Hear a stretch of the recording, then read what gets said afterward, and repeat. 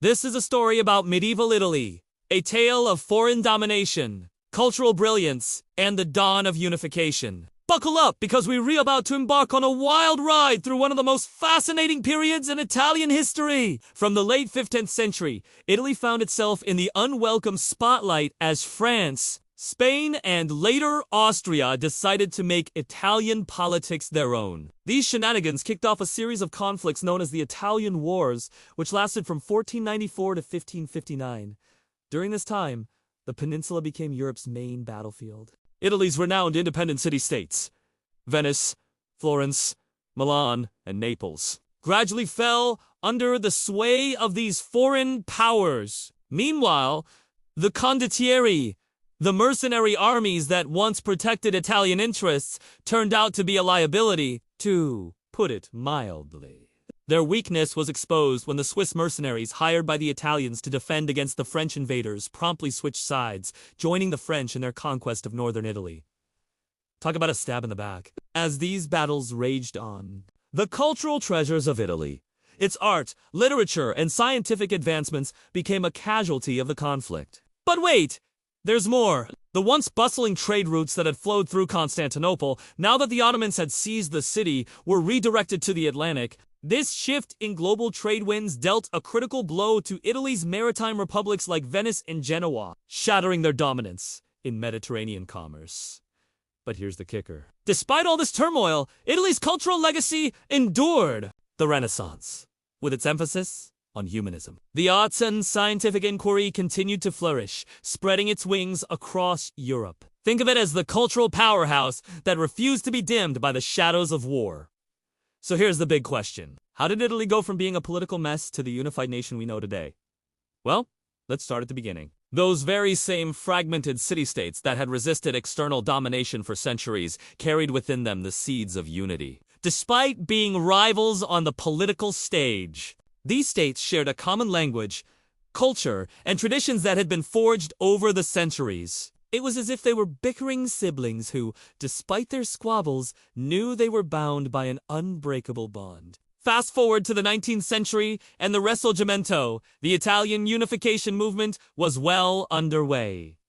The stage was set for a dramatic transformation. The foreign rulers who had carved up Italy after the Napoleonic Wars began to lose their grip on the peninsula. A new wind of change was blowing. Thus concludes our survey of medieval Europe. And what better place to bring it all together than Italy, where our tale began? You know the drill. Let's get medieval. By the end of the 15th century, most of Italy was still made up of dozens of independent city-states, but that was about to change. From the late 1400s through the mid-1500s, Italy was invaded by outside powers more than any other region in Europe. This period, known as the Italian Wars, pitted France, Spain, and Austria against one another for control of Italy. By 1559, the French and Spanish were done with Italy.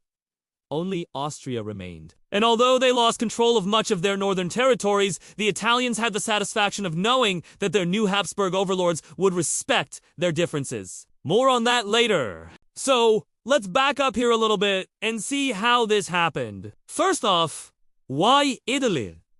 Well, for starters, it was rich. Italy contained some of Europe's largest and most prosperous cities, including Venice, Florence, Milan, and Naples. Additionally, it was strategically located near the Mediterranean Sea, making it a key hub for trade and commerce. Its geography also meant that Italy was divided. While its disparate states were certainly powerful, none were large enough to conquer the whole peninsula. So larger European powers had little to fear from internal opposition. Instead, they feared competition from each other. As such, Italy became an arena where bigger European countries could fight without fear of creating a hostile Italian power bloc. Now, who exactly are these outside invaders?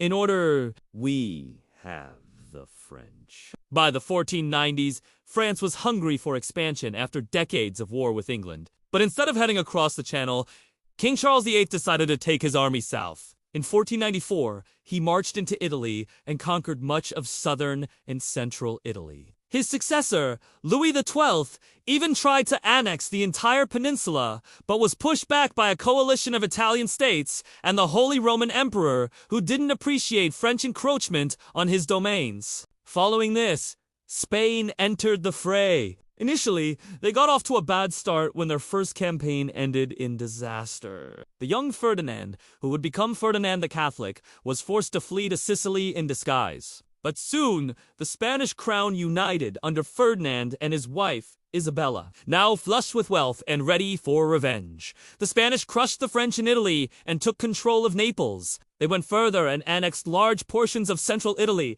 bringing the entirety of the peninsula under direct or indirect Spanish rule. But then the Habsburgs came along. The Austrian branch of the family ruled much of Central Europe, including the critically important trading posts of Flanders and the Low Countries. But they too wanted more, specifically Italy. Archduke Massimiliano used diplomacy and marriage to acquire vast territories in northern Italy. At one point, he even controlled Milan, Venice, and much of northeastern Italy. Unfortunately for Max, he died unexpectedly, plunging his inheritance into chaos. His brother, Philip, intended to keep Max's Italian gains, but after a decade of warfare, he was forced to relinquish most of them back to the Republic of Venice. Undeterred, Philip doubled down and brought in outside help, namely the German king, Charles V. Together, they defeated and occupied much of northern Italy, establishing Habsburg dominance on the peninsula. You might be asking yourself, wait, if the Italian wars pitted France, Spain, and Austria against one another, how did Italy end up under the control of two of those very powers? To answer that question, we need to look at the Italians themselves. Or rather, we need to look at what the Italians lacked. You see, unlike England, France, or Spain, Italy had no standing national army. Instead, the Italian states hired armies of professional soldiers called These mercenaries were loyal only to the highest bidder and often acted independently of their state, while effective on the battlefield.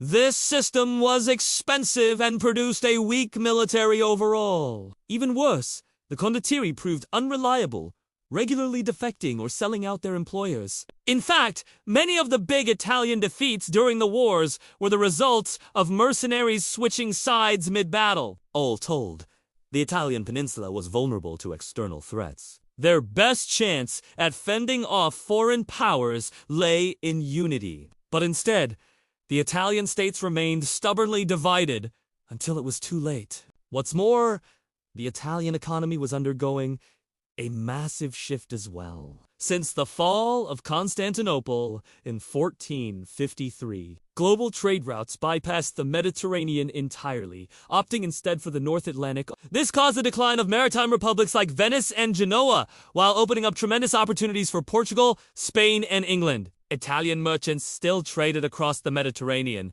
but now they were largely middlemen between the raw materials of the East and the manufacturing interests of the West. As such, the Italian states grew increasingly reliant on the goodwill of foreign powers. And unfortunately for them, those powers weren't very forgiving. In the north, the Swiss Confederacy expanded rapidly, even conquering Milan in 1512. Though they were driven out 5 years later. This brief interlude shows how thoroughly Italy was dominated by outsiders. Things were even worse in the center. Pope Julius II excommunicated the French king and launched a war against France and Venice, siding instead with Spain and the Holy Roman Empire. He hoped to conquer back the Papal States and restore the Church's temporal power. Ultimately, he failed, but not before demonstrating just how far Italy had fallen. That even the Pope needed outside assistance to maintain his authority. Finally, the South had been a mess since the Spanish conquest. Like Rome, Naples was seen as a prize to be taken by any and all comers. It changed hands numerous times throughout the 16th century, falling to the French, the Spanish, the Holy Roman Empire, and back again. The only constant was foreign domination. Despite all of this, Italy remained Europe's cultural capital. The Italian Renaissance continued to flourish, producing some of the greatest works of art, literature, science, and humanism the world has ever known. Figures like Michelangelo, Leonardo da Vinci, and Erasmus spread Italian ideas across the continent. And because there were few restrictions placed on education, Italy became the go-to destination for students seeking knowledge. However, this was a double-edged sword. Because Italy wasn't allowed to build a strong military, the country was stuck in a cycle of decline. Foreign powers enriched Italy and benefited greatly from its trade networks, all while sapping away its independence.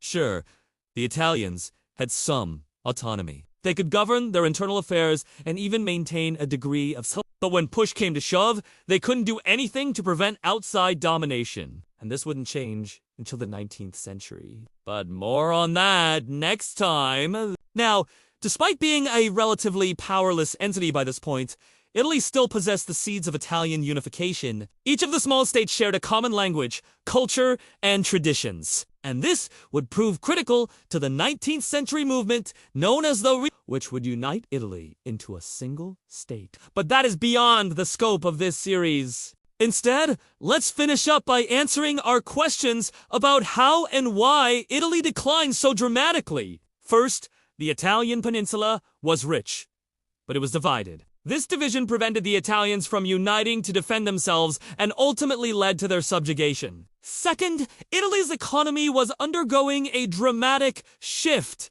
Italian merchant ships once dominated the Mediterranean, but after the fall of Constantinople, global trade routes moved to the Atlantic Ocean.